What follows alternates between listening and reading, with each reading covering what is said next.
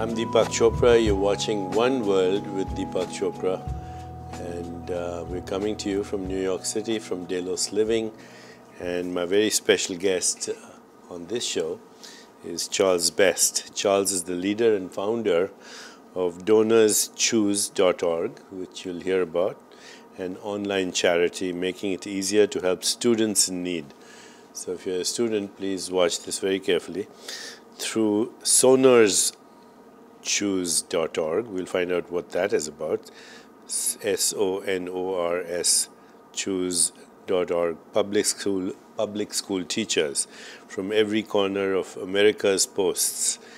And these people post their projects and people can directly help them. And so we'll get to these. But first, Charles, thanks for coming. Thank you for having me. I want to know a little bit about you. So where did you grow up? I grew up about 15 blocks from downtown, from where we're sitting right now, in Greenwich Village in New York City. And so what kind of family?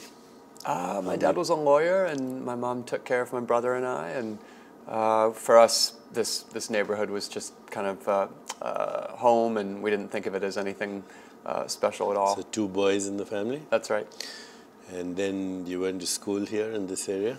I did, a few blocks to the west, and I went to college, and after that I began teaching much farther uptown in the Bronx. Mm-hmm. And you were a school teacher, basically? I was a history teacher at a high school in the Bronx. Okay. And then what happened?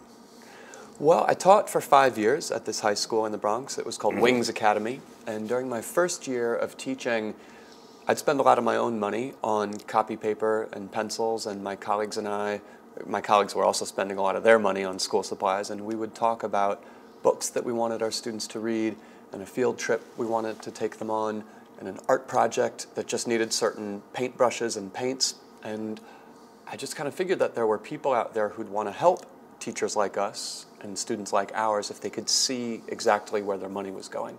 And that was the impetus to start DonorsChoose.org. And when was that?